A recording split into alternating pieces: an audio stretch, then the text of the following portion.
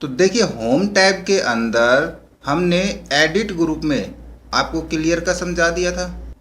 Fill का हमने fill down, fill right, up, left का समझा दिया था। और फिल सीरीज़ के बारे में भी हमने आपको बताया था।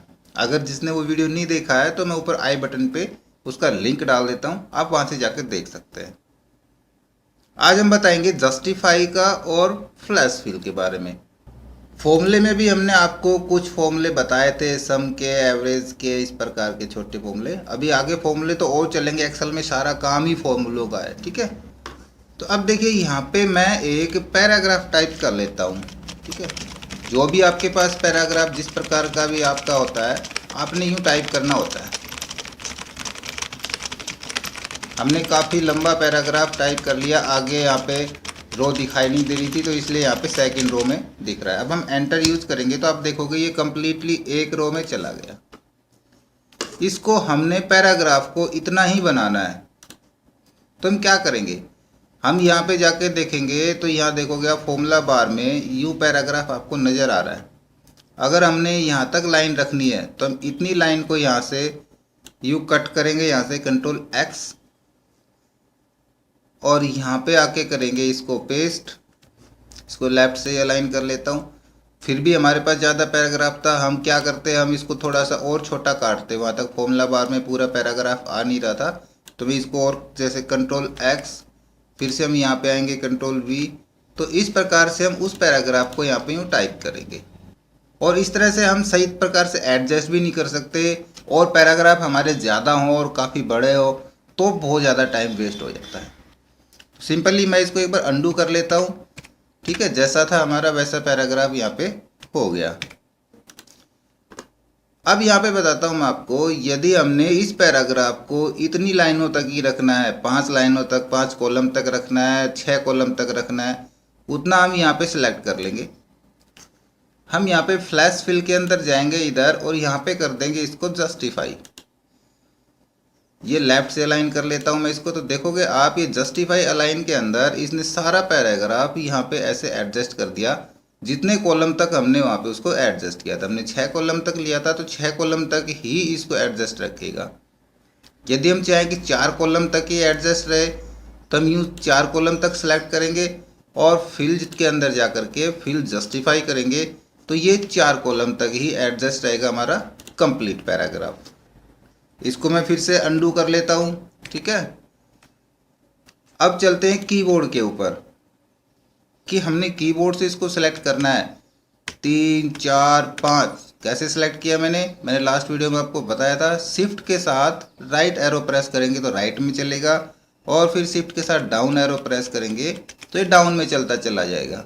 ओके, अब हमने जस्टिफाई फिल पे चलना है तो उसके लिए ऑल्ट होम के अंदर है, एच प्रेस किया, फिल के लिए F प्रेस किया हमने, ठीक है, और जस्टिफाई के लिए J प्रेस करेंगे। अब हमने इसको अलाइन करना है तो हम आराम से यहाँ से अलाइन कर पाएंगे। तो इस तरह का काम आप जस्टिफाई फिल से काफ़ी आसान बना सकते हैं अपने काम को। अब आ जाता है हमारे पास फ्लैश फिल। देखिए मैं दूसरी टेबल ले लेता हूँ, मैंने इस प्रकार की टेबल ले ली है। इसमें से मेरे को इस कॉलम की ज़रूरत नहीं है, इसको हटा देता हूँ। तो चलिए पहले ये वाली टेबल ले लेते हैं, इस पर बताते हैं। देखिए सबसे पहले फ्लैश फिल का इतना आसान तरीका, आपके पास ये नाम कुछ इस तरह से है, यानी कि उसके 3 नाम जुड़े हुए हैं, जैसे राजेश सिंह गोयल, इस प्रकार से उसके सरनेम यहाँ पे लगे हुए हैं। और इसको हमने अलग करना है, सिर्फ फर्स्ट नेम को अलग करना है या सेकंड नेम को या उसके थर्ड नेम को। तो सबसे पहले तो मान लीजिए हमने यहाँ पे करना है फर्स्ट नेम को, ठीक है। मैं यहाँ पे कर लूँगा फर्स्ट नेम, और इधर हमने फर्स्ट नेम यहाँ पे स्प्लिट करने हैं यहाँ से। तो हम क्या करेंगे, हम सीधा सा यहाँ पे लिखेंगे RAJESS। क्या लिखा हमने, सिर्फ फर्स्ट नेम लिखा है, ठीक है, और एंटर। हमने किसी का और कुछ नहीं लिखना है, सिर्फ।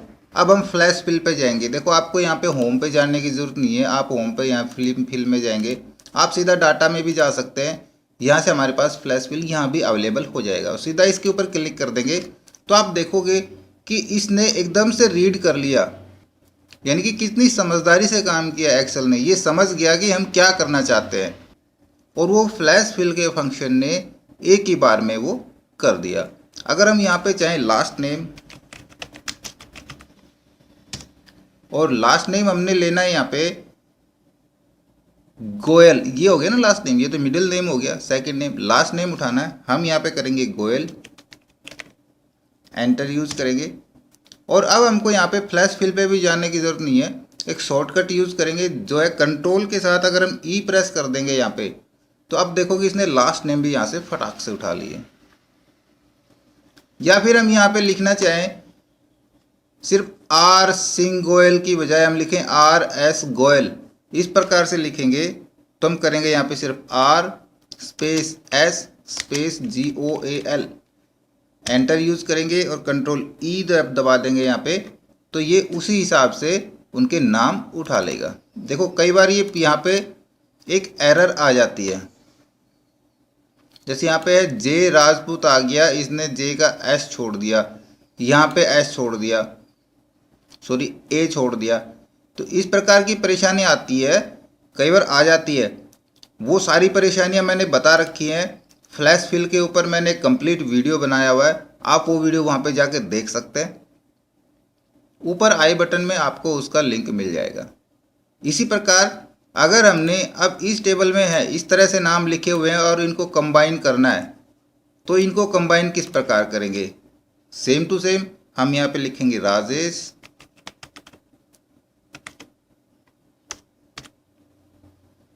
स्पेस डालना चाहें, कोमा यूज़ करना चाहें, कोई अदर सिंबल यूज़ करना चाहें, जैसे कि मैं यहाँ पे डैश यूज़ करता हूँ और लिखता हूँ, फिर मैं डैश यूज़ करता हूँ और एंटर, और यहाँ पे कर देंगे कंट्रोल ई, तो आप देखोगे जो हमने सिंबल यूज़ किया था उसी प्रकार से इसने ये नाम उठा लिए। अब देखो यहाँ पे ये परेशानी आ रही है, ये हनुमान हनुमान कोलकाता 2 बार उठा लिया, हनुमान नहीं हिमांशु हनुमान सही है यहाँ पे, सोहा अली, अब देखो यहाँ पे सोहा अली खान, सोहा अली खान, सैफ अली खान और दिल्ली, तो ये जैसे 3 वर्ड थे ना पे सोहा अली खान, जबकि इसने यहाँ पे एक ही वर्ड माना है इस चीज़ को, ये क्योंकि एक कॉलम के अंदर था, ठीक है, और जहाँ पे डैश यूज करने थे वहाँ पे डैश यूज कर लिए।